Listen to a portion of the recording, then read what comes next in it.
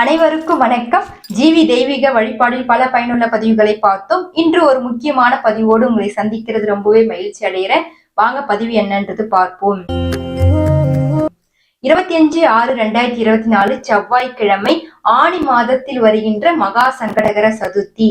இந்த அற்புதமான நன்னாளில் அளவு கடந்த ஆனந்தத்தையும் சௌபாகியங்களையும் செல்வ செழிப்புடன் பெற விநாயகருக்கு ஒரு குறிப்பிட்ட ஓரையில் இந்த சக்தி வாய்ந்த மந்திரத்தை 108 முறை சொல்லுங்கள். இந்த வழிபாடு என்ன அப்படின்றது சென்று பார்ப்போம் வாங்க. விநாயக பெருமானை வழிபாடு செய்வதற்கு பல விரத நாட்கள் இருந்தாலும் மிகவும் சிறந்ததுமான மிகவும் பழமையுமானதுமான விரதம் நம் வாழ்வில் சங்கடங்கள் அனைத்தும் போக்கக்கூடிய விரதங்களில் மிகவும் முக்கியமான விரதம் இந்த சங்கடகர சதுர்த்தி விரதம். பௌர்ணமி திதியை அடுத்து வருகின்ற இந்த திதியை தான் நம்ம சங்கடகர சதுர்த்தி திதி என்று அழைக்கின்றோம். இது செவ்வாய்க்கிழமையோடு இணைந்து வருவதால் இதை மகா சங்கடகர சதுர்த்தி என்று கூறுகின்றோம். இப்போ பாத்தீங்கன்னா விநாயகருக்கு மொத்தம் 32 வடிவங்கள் உள்ளன. இதை மூர்த்தி பேதங்கள் என்று நாம் கூறுகின்றோம். இதில் மிகவும் முக்கியமானவை 16 வடிவங்கள். அந்த 16 வடிவங்களில் ஒன்றானதுதான் சங்கடநான கணபதி ஆகும். விநாயகரை ஒவ்வொரு பலனை வேண்டி ஒவ்வொரு விதமாக நாம் வழிபடுகின்றோம். உதாரணத்துக்கு சொல்லணும்னா நம் வாழ்வில கடன் பிரச்சனை, நோய்கள் அதை தீர்வதற்காக நாம் ருண விமோச்சன விநாயகரை வழிபடுகின்றோம். அதே போல நம் வாழ்வில் செல்வ செழிப்போடனும் சௌபாகியங்களும் அஷ்டலட்சுமிகளையும் குடியேறுவதற்கு நம்ம லட்சுமி கணபதியை வழிபடுகின்றோம். அதே போல நம் வாழ்வில் அறியாமை என்னும் இருளில் இருந்து ஞானம் என்னும் ஒளியை நோக்கி அழைத்து செல்லும் ஞான பக்தரான கணேசரை நாம் வழிபடுகின்றோம். அது மட்டும் இல்லைங்க, நம் வாழ்வில் இருக்கும் சிக்கல், சங்கடம், நெருக்கடி, துன்பம், துயரம் அனைத்தும் தீர்வதற்கு ஒரு நாளாக இந்த சங்கடகர சதுர்த்தி நாள் நமக்கு அமைகின்றது. இப்படி இருக்கும் சூழ்நிலையில சங்கடநான கணபதியை நாம் வழிபடுவதன் மூலமாக நம் வாழ்வில் இருக்கும் சிக்கல்கள், தொல்லைகள் அனைத்துமே தீர்ந்திடும். அது மட்டும் இல்லாம எளிமையான வழிபாடுங்க. இந்த வழிபாடு எல்லாராலும் செய்யக்கூடிய ஒரு வழிபாடு தான். இப்ப இந்த வழிபாடு ஒரு இரட்டிப்பு பலனை தரக்கூடிய வழிபாடு. என்னம்மா சொல்றீங்க, இரட்டிப்பு பலனை தரக்கூடிய வழிபாடா? இப்போ இந்த சங்கடகர சதுர்த்தி வழிபாடோடு சேர்த்து நமக்கு செவ்வாய் பகவான் வழிபாடும் நம்மளுக்கு சேர்ந்து கிடைக்கின்றது. என்னன்னு பாத்தீங்கன்னா, இப்ப சங்கடகர சதுர்த்தி நாளன்று நாம் விரதம் இருந்து வழிபட்டால் நம் வாழ்வில் இருக்கும் தோஷங்கள், சிக்கல்கள், தொல்லைகள் அனைத்தும் நீங்கும். அது மட்டும் இல்ல, அதோடு செவ்வாய் கிரகத்தான அங்காரக பகவானை நாம் சேர்த்து வணங்குவதால் நம் வாழ்வில் இருக்கும் செவ்வாய் தோஷங்கள், கடன்கள், தொல்லைகள் மற்றும் பிரச்சனைகள் அதிலிருந்து விடுபடுவதற்கு ஒரு வாய்ப்பாகவே இந்த நாள் நமக்கு அமைகின்றது. அதனால இந்த வாய்ப்பை தயவு செஞ்சு தவற விடாதீங்க. இரட்டிப்பு பலன் தரக்கூடிய ஒரு வாய்ப்பான ஒரு பொன்னான நாள் கூட இந்த நாளை நம்ம சொல்லலாம். இப்ப என்ன செய்யணும்னு பாத்தீங்கன்னா, நம்ம அதிகாலையில எழுந்து குளிச்சு முடிச்சுட்டு நம்ம நார்மலா நம்ம விநாயகருக்கு வழிபாடு செய்வது நம்ம செஞ்சிடலாம். இப்ப வீட்டுல இந்த வழிபாடு செய்த பிறகு மாலை வேளையில தான் நம்மளுக்கு பூஜையே இருக்கு. மாலையில கோயில்களுக்கு சென்று விநாயகருக்கு தேங்காய் வாங்கி கொடுக்கலாம், பால் வாங்கி கொடுக்கலாம், அபிஷேகத்துக்கு நம்மளுக்கு பூஜை பொருட்களும் நம்ம வாங்கி கொடுக்கலாம். இப்படி நம்ம வாங்கி கொடுத்து வழிபாடு செய்வதன் மூலமாக நம் வாழ்வில் இருக்கும் சங்கடங்கள், தொல்லைகள் எல்லாம் தீர்ந்திடும். அது மட்டும் இல்லாம செல்வ செழிப்புகளும் சுப பாக்கியங்களும் அளவு கடந்த ஆனந்தத்தையும் பெற முடியும்ன்றது பெரியோருடைய வாக்காக இருக்கிறது.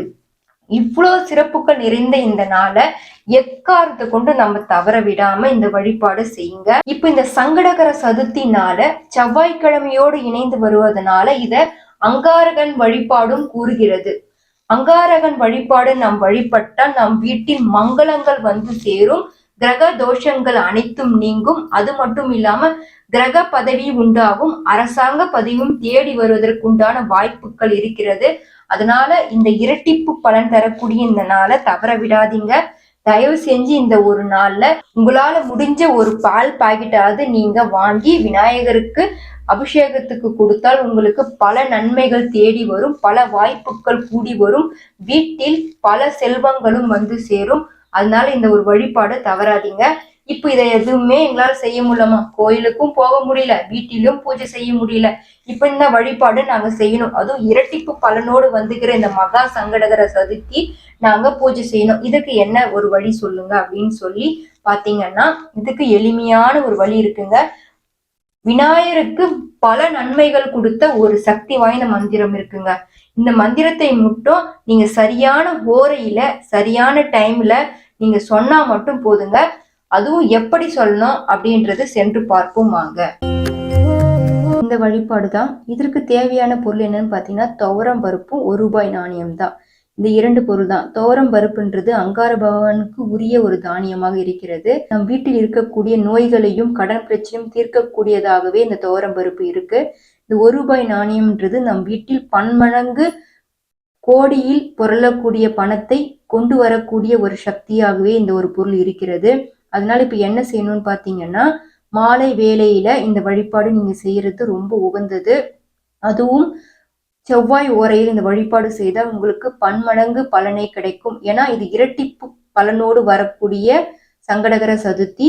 செவ்வாய் பகவானுடைய ஆசி நமக்கு கிடைப்பதற்கும் விநாயக பெருமானுடைய அருள் நமக்கு கிடைப்பதற்கும் இந்த அற்புதமான நாள் நமக்கு வந்திருக்கு. இப்ப என்ன செய்யணும்னு பாத்தீங்கன்னா, இந்த 2 பொருளையும் கையில் வைத்துக்கொண்டு இப்ப நான் சொல்ற இந்த மந்திரத்தை மனதார 108 முறை சொல்லுங்கள். இந்த வழிபாடு செவ்வாய் ஓரையில செய்யணும். செவ்வாய் ஓரைன்றது காலை 6 to 7, மதியம் 1 to 2, இரவு 8 to 9 இருக்கு. இந்த 3 நேரத்துல உங்களுக்கு எப்ப நேரம் ஃப்ரீயா இருக்கோ அந்த நேரத்துல இந்த வழிபாடு நீங்க செய்துக்கலாம். காலையில செய்தா ரொம்பவும் நல்லது, மாலையில செய்தாலும் ரொம்பவே நல்லது. நீங்க கோயில்களுக்கு போக முடிந்தால் கோயில்களுக்கு சென்று வந்து கூட நீங்க வழிபாடு செய்யலாம். இல்ல கோயில்ல உட்கார்ந்து கொண்டே கூட இந்த வழிபாடு நீங்க செய்யலாம். உங்க உள்ளங்கையில இந்த துவரம் பருப்பு ₹1 நாணயத்தை வைத்து இப்ப நான் சொல்ல வேண்டிய மந்திரத்தை மனதார சொல்லுங்கள். அந்த மந்திரம் என்னன்னு பாத்தீங்கன்னா, ஓம் ஸ்ரீம் லம்போதராய நமக, ஓம் ஸ்ரீம் லம்போதராய நமக. இந்த மந்திரத்தை 108 முறை நீங்க கோயில் இருந்தாலும் சரி, வீட்டுல இருந்தாலும் சரி, இல்ல வெளியில எங்கன்னா இருந்தாலும் சரி, நீங்க இந்த மந்திரத்தை மனதார 108 முறை சொல்லுங்க. சொல்லி முடிச்ச உடனே விநாயகரை மனதார வேண்டி வழிபாடு செய்த பிறகு இப்போ உங்க வீட்டுல இருக்கிற எல்லா கஷ்டங்களும் தீர்ந்துடணும், பணம் பல வகையில வரணும், நோய்கள் அனைத்தும் தீரணும்னு சொல்லி விநாயகரை மனதார வேண்டிட பிறகு இந்த பொருளை ஒரு சிவப்பு துணி போட்டு கட்டிட்டு பணம் வைக்கும் பெட்டியில வைத்திருங்க. அப்படி இல்லைன்னா கூட வீட்டுல துவரம் பருப்பு டப்பா இருக்கும், அந்த டப்பால கூட இந்த பொருளை போட்டு வச்சிடுங்க. அப்படி வைக்கிறது மூலமாக உங்க வீட்டில் இருக்கும் எதிர்மறை சக்திகள்லாம் விலகி பணம் பல வகையில் வந்து சேரும், நோய்கள் அனைத்தும் தீரும், பல வகையான சந்தோஷங்களும் ஆனந்தங்களும் சௌபாகியங்களும் செல்வ செழிப்புடன் நீங்க வாழ்வீங்க. அது மட்டும் இல்லாம அளவு கடந்த சந்தோஷம் உங்களுக்கு எப்போதும் நிறைந்திருக்கும்.